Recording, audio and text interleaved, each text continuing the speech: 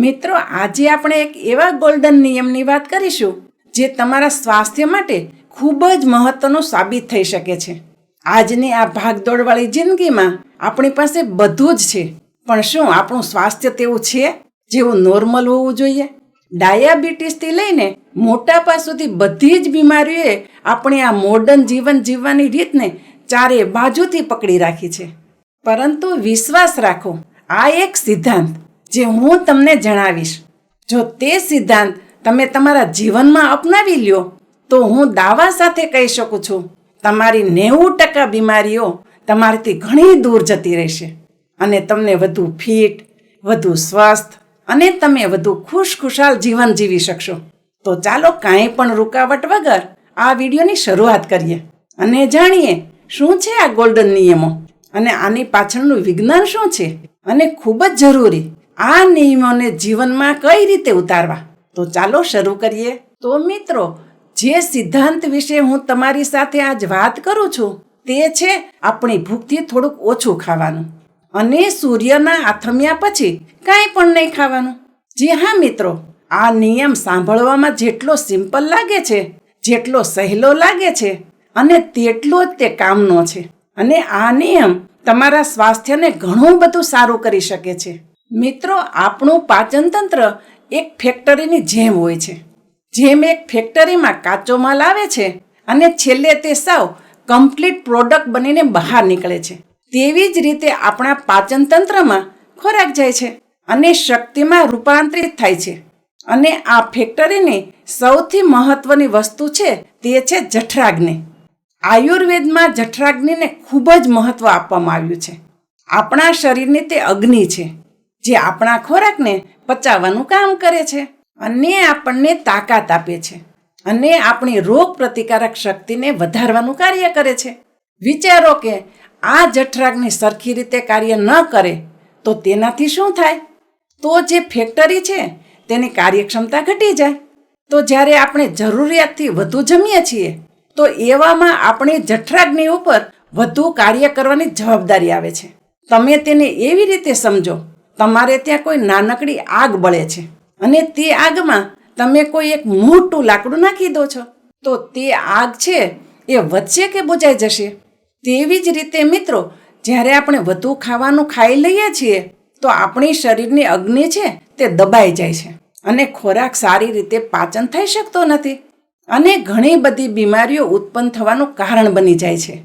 તમને વિશ્વાસ નહીં આવે મિત્રો, થોડા દિવસ પહેલાં એક અમારા સંબંધીની રોગ પ્રતિકારક શક્તિ ખૂબ જ ઓછી હતી અને તે વ્યક્તિ દરરોજ કંઈક ને કંઈક બીમાર રહેતો હતો.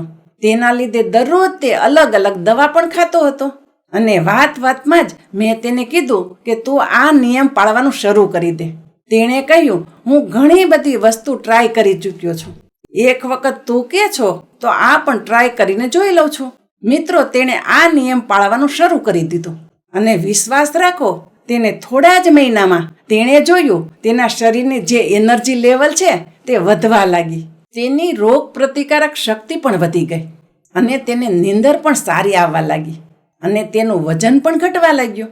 તો આ એક ખાલી થિયરી નથી, પણ આ એક નિયમ પ્રેક્ટિકલમાં પણ તેટલો જ સારી રીતે કાર્ય કરે છે. તો હંમેશા તમારે તમારા પેટની કેપેસિટી હોય તેનાથી પોણા ભાગનું જ જમવું જોઈએ. બસ જ્યારે તમને એવું લાગે કે બસ હવે પેટ ભરાઈ ગયું છે ત્યારે જ ઊભું થઈ જવાનું. 75% જ પેટ ભરો, આખે આખું પેટ ભરવાની જરૂર નથી. આયુર્વેદમાં આ નિયમને મિતાહાર કહે છે. મિતાહારનો અર્થ થાય છે ઓછું જમવાવાળું ડાયટ. મિતાહાર શીખવાડે છે સ્વસ્થ રહેવા માટે જરૂરી નથી કે આપણે ખૂબ જ વધુ ખાઈએ, પણ જરૂરી એટલું છે આપણે સાચી માત્રામાં ખોરાક લઈએ અને સાચા સમયે ખોરાક લઈએ. અને ખાલી એક જ વસ્તુ નહીં, પણ બધી જ વસ્તુ ખોરાકમાં લેવાની. અને હા મિત્રો, વિજ્ઞાન પણ આ વસ્તુને માને છે. રિસર્ચ પણ કહે છે જ્યારે તમે ઓછો ખોરાક લ્યો છો ત્યારે તમારું મેટાબોલિઝમ સારી રીતે કાર્ય કરે છે, જેના હિસાબે તમને લાંબા સમય સુધી સ્વાસ્થ્યના ફાયદા મળે છે. મિત્રો, હંમેશા હેલ્ધી બની રહેવા માટે આપણે આજે જે નિયમ શીખીએ છીએ તેનું મહત્વનું એક અંગ છે સૂર્યાસ્ત પછી નહીં જમવાનું. તમે જોયું હશે તમારા દાદા દાદી તે પોતાનું ભોજન હંમેશા સૂર્ય આથમે તે પહેલાં જ લઈ લેતા હતા. અને એટલા માટે જ જૂના જમાનાના વ્યક્તિઓ ઓછા બીમાર પડતા હતા. આયુર્વેદિક ગ્રંથો પણ મિત્રો તે જ કહે છે કે આપણા શરીરની જે ગાડી છે તે કુદરતની ઘડિયાળની સાથે મેચ થવી જોઈએ. જેવી રીતે સૂર્ય આથમે છે તે પછી આપણું શરીર પણ આરામના મૂળમાં જવા લાગે છે અને પાચનની ક્રિયા પણ ધીમી થઈ જાય છે. એટલા માટે જ સૂર્યાસ્ત પછી ખોરાક ન ખાવો જોઈએ. વિચારો કે તમે મોડી રાત્રે ખોરાક ખાઓ છો, જે આપણી અત્યારે રોજબરોજની એક આદત બની ગઈ છે. તો આપણે તે કુદરતી પ્રોસેસને ખરાબ કરતા હોઈએ છીએ, જે કુદરતે આપણા માટે બનાવી છે. અને જ્યારે પણ આપણે કુદરતના વિરોધમાં જવાનું શરૂ કરી દઈએ છીએ તો તેનું પરિણામ શું હોય છે તે તો તમને ખબર જ છે. ખાલી આયુર્વેદ જ નહીં, પરંતુ વિજ્ઞાન પણ હવે આ વાત માને છે. રિસર્ચમાં એવું પણ સાબિત થયું છે કે મોડી રાત્રે જમવું તે તમારા મોટાપાનું મુખ્ય કારણ હોઈ શકે છે. તે શરીરની ચરબીને વધારે છે અને શરીરમાં બીમારીઓને પણ નોતરે છે અને તમારા શરીરની મેટાબોલિક હેલ્થ ઉપર પણ ખૂબ જ ખરાબ અસર થાય છે. અને મિત્રો, આ નિયમને મેં પણ અપનાવ્યો છે. જ્યારથી જ મેં આ નિયમને અપનાવ્યો છે તો ત્યારથી જ મને એક અલગ અનુભવ થવા લાગ્યો છે. અને હું એકલી જ વ્યક્તિ નથી, મારા મિત્ર સર્કલમાં પણ આ નિયમનો અનુભવ કર્યો છે અને તે લોકોને પણ ખૂબ જ સરસ રિઝલ્ટ મળ્યું છે. મિત્રો, આ નિયમને તો આપણે સાંભળી લીધો, પરંતુ તેનું અનુકરણ કરવું ખૂબ જ અઘરું છે, કારણ કે ઘણા બધા સામાજિક કારણો હોય છે. આપણે મોડી રાત્રે જમવા જવાનું અવારનવાર થતું હોય છે. ઘણા બધા પ્રસંગોમાં પણ આપણે જવાનું હોય છે અને સામે જલેબી અને સમોસા જેવી વસ્તુઓ પણ આવી જતી હોય છે. અને ઘણી વખત આવી બધી મીઠાઈઓની પણ લાલચ હોય છે. અને સાથે જ ભોજનમાં ખાસ માનો પ્રેમ પણ જોવા મળતો હોય છે કે દીકરા થોડુંક વધુ ખાઈ લે. તો આ નાની નાની જે વસ્તુઓ છે તે તો તમારી સાથે હંમેશા રહેશે જ, પરંતુ તમારે તમારું માઇન્ડ સેટ રાખવાનું છે અને આ નિયમોને પાળતા રહેવાનું. હા મિત્રો, પરંતુ ક્યારેક એટલે કે મહિને 2 મહિને એકાદી વખત તમે જો કંટ્રોલ ના કરી શકો અને ખાઈ લ્યો તો તે કોઈ ગંભીર વાત નથી. મહિને 2 મહિને એકાદી વાર તમે તમારી જાતને એન્જોય કરવા પણ દઈ શકો છો. પરંતુ આ એન્જોય કરવામાં એ વસ્તુ નથી ભૂલવાની કે આપણું સ્વાસ્થ્ય સૌથી મહત્વની વસ્તુ છે અને તેને નજરઅંદાજ નથી કરવાનું. આની સાથે જ અમુક મહત્વની ટિપ્સ છે જે તમને હું દેવા માંગીશ.